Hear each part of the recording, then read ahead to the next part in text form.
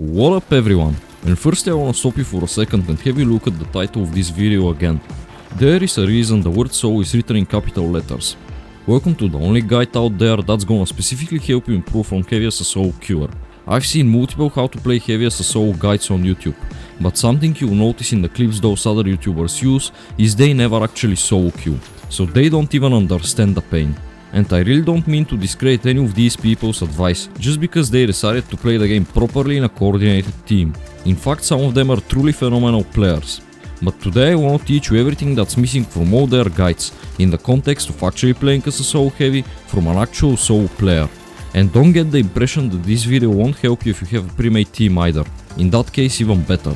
I also feel like I need to point out that I won't be talking about basic stuff like what gun to use. You will find good vids about that linked in the description. Rather I wanna focus on more advanced strategies and game sense related concepts that will really make you a one-man army in the arena. Apply that you put some thought and implement them into your own game. Anyway, now that we are ready to begin, hit the like and sub button and let's get into it. Alright, in my opinion, heavy is probably the easiest build to do good at as a solo. And you might say that right now in the meta, medium is better, because they don't move at the speed of an average grandma and their guns are overboard better. That's if we ignore the existence of the heavy shotgun, cause that shit broken as hell.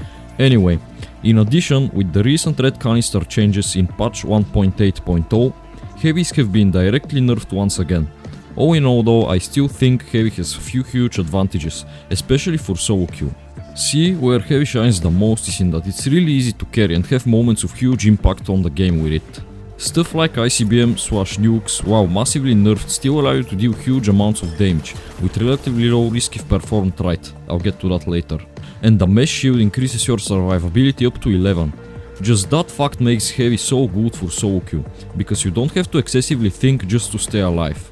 You don't have to desperately try to outmaneuver people around buildings like a light will. Instead, your role in fights is simple: create space for the team and force your enemies back. You're literally a powerhouse when it comes to fighting up close, and you usually be holding hands with your team anyway. Well, after all, you're solo queuing, and there will be times when you're running with the vault or defending on your own, cause your bronze or silver teammates are dumb and decide to pick a stupid fight somewhere else. Don't worry though, I'll tell you how to deal with that later. But anyway, in a lot of cases it's their priority to stay with you and keep you alive anyway, if say you got a healer on medium that actually does their job correctly. I don't see many of those often, but bear with me. As long as you keep track of the time and set up your fights properly, that should be all easy quaps. And as I said before, you don't have to think about yourself too much, so why not take a kind of shot caller / IGL role on heavy and help everyone in the team. And by the way, I forgot to mention, you should always try to communicate even if your teammates don't talk in voice chat. I want you to ping and speak confidently. In general, try to be the one that takes care of the team's positioning and strategy, cause more often than not your teammates won't be able to make any good and coordinated plays on their own. And on the note of positioning and strategy, if you struggle with that when fighting specifically, go watch my last video about winning fights in the finals. I extensively cover all of this and much more. Anyway, once again, communication is key. Use pings to tell your team when and where to regroup and when to push. Tell them when you're holding the shield for them to steal a cash out and stuff. Decide which fights are safer to take and go for them. And please don't just absolutely always run to the vault or cash out that's the closest. Actually consider where there might be the least amount of people or the environment may allow you some kind of an advantage. Use your map knowledge. Apply that you got the time, why don't you bring the vault to the cash out that's located inside of a multi-story building instead of the other one that's in the open, knowing that for example you're playing shotgun, so you already have an advantage fighting indoors and at close range. You have C4s, so you can bring down the cash out to a lower floor if they start stealing it. Your teammates may be also running gas grenades and traps to make it even more annoying to fight inside. This applies for the opposite as well. If your team is kitted out more for fighting on longer range and you got a nice high ground position you can take towards the cash out in the open, why not go for that one instead of the other? I can't stress this enough. Keep track of what and how your team are playing. Check their loadouts before the round starts and coordinate with them based on that. The only time where this may not apply is only for the first 2 votes in the round, especially if you spawn really close to them. Only then I want you to rush straight towards the closest vote, and if possible bring it to the cash out fast without wasting too much time. And don't beat yourself if you lose that first cash out. If anything, try to exert as little energy and resources for it as possible, because it doesn't matter. The first 2 votes are only worth 10k. If you get it, that's cool, but I really want you to prepare and prioritize securing a 15k one. 10k alone is not enough to guarantee you qualification, and if you already managed to exhaust your team for it, cause they are silvers and they can't sustain their focus for long, you're just gonna get knocked out. I've lost so many games because of that. We go full throttle on a 10k cash out, we get it, but then my team plays like shit for the rest of the match, cause they are exhausted or something and can't keep going like me. Again, the 10k doesn't matter, so preserve the team's energy for a 15k one. And if you don't manage to steal a 15k either, the last 2 votes are worth 22k. The problem is usually you're gonna really need to fight against the clock to put one of those in a cash out and start overtime. Apply that more often than not, the first 2 teams are gonna be guarding them anyway. So please just always prioritize stealing a 15k, and then try to guard all the votes after that so they don't get deposited into a cash out and start overtime. Just overall, don't pick stupid fights, and even if overtime starts, I want you to calculate whether you have enough money to still take second place after another team gets the 22k. And if you do, don't even fight. Just go hide somewhere and avoid getting wiped at all costs. That should be an easy win in your books. Even then though, as I spoke before, there will be times when you gotta do stuff by yourself. A very common example is when there is one vote and one cash out that's almost secured. Like there is not enough time to fight there and steal it, yet your teammates still decide to run over there, because they have TikTok brains and they just go to whatever is closest with zero thought process. I mean, that shit's gonna happen from time to time unfortunately, and the best I can tell you is to just try to teach them. Tell them why it's better to go for the vote instead. For example, I would say, there is no time to steal that, and there are 2 teams there anyway, so let's go for the free vote instead. And if they still don't listen, just do your thing alone. Honestly, one of the biggest mistakes I've ever done is listen to my teammates when it comes to stupid stuff like that. Like I've told myself, they really wanna go to that cash out. There is little time, but maybe if we try very hard we may have time to steal. I'm telling you, this has never ended well. Just follow the plan I gave you before. If you have to start and defend the cash out by yourself, it is what it is. I'ma give you some tips about that as well in the next segment, by the way. Anyway, that's the basic macro strategy you should be following. Please make sure you really understand it well and go back if needed. If you have any questions, also leave me a comment below. I've actually just started working on a video about macro strategy when solo queuing. But if you're interested, I would also advise you to check out Ikazu's macro strategy series on YouTube. Anyway, I know I've bored you with all this game sense and macro, so let's get into some more specific micro techniques and mechanics. I suppose I've already mentioned the mesh shield once or twice in this video, because that's the playstyle I found the strongest by far. And stop, don't click off.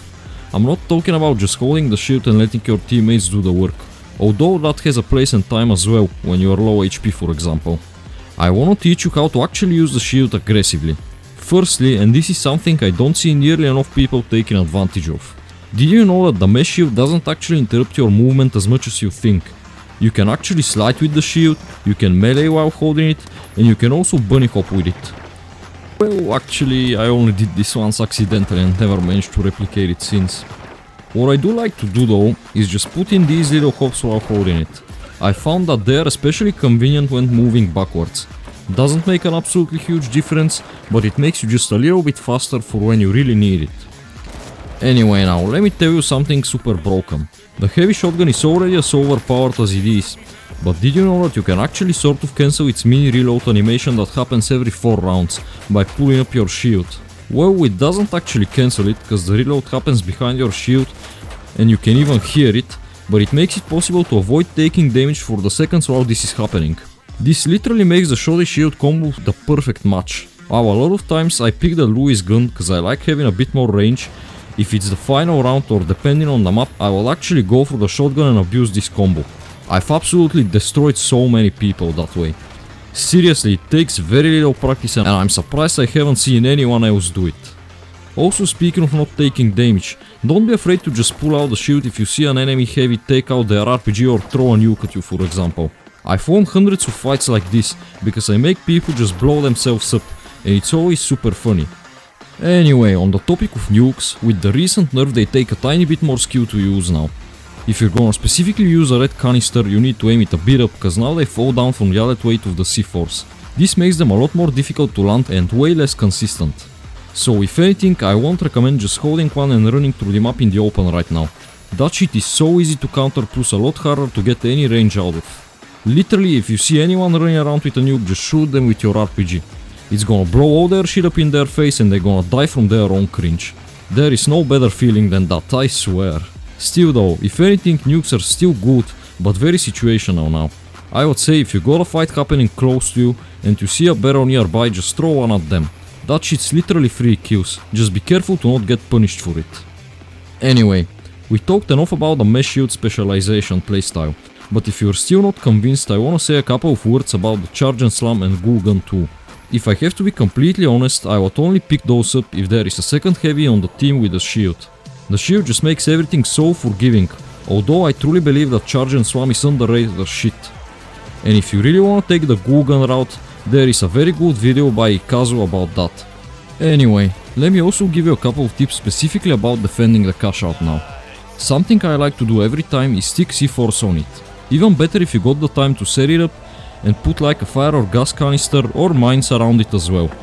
From there, if an enemy team manages to push through your team and actually get to the cash out, try to get some distance. Just make sure you aren't getting chased by all three of them, and then when they start stealing, blow up those C4s. This will likely kill whoever is stealing. It will take the cash out one floor down if it's in a building, and the gas or fire will linger there and give you even more time to maybe rest your teammates and reset the fight. Just try to stay alive and stall the cash out for as long as possible. Don't be afraid to get some distance when needed, and use your bubble shield. Just keep chucking down C4s and utility. I would also advise you to keep one or two gas or fire canisters around to throw in there if needed, just to make it even more annoying for your enemies and win you even more time.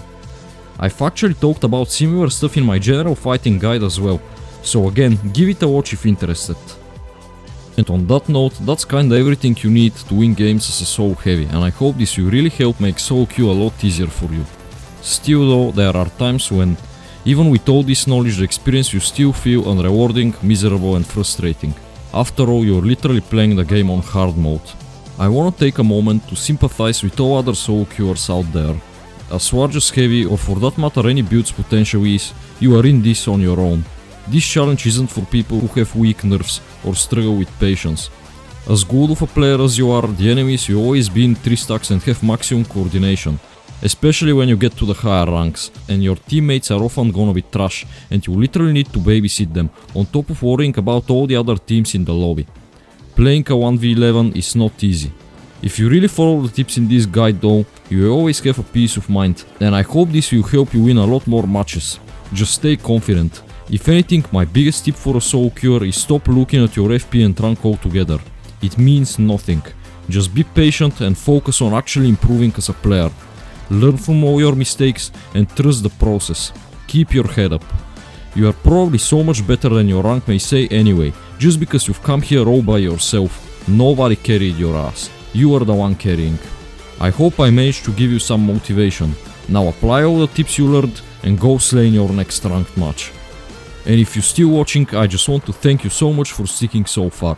I've worked so hard to make this video as informative and insightful as possible. I rewrote the script twice and scrapped whole finished segments and started all over because I really wanted to put out something that will actually help you and bring maximum value. I would really appreciate it if you can write me a comment with any feedback you have for this video or any information that needs to be added. I wanna see what I can improve for the next one, and hopefully if school and life don't get in the way again, I'll try to upload that as soon as I can. Anyway, also go check out my Twitch, where I sometimes document my SoloQ journey. It's kinda hard for me to find time to stream these few weeks, but if you really want me to and you show your support, I'll try my hardest to make it happen regularly. Anyway boys, again thank you so much for watching and I'll see you in the next one. Peace.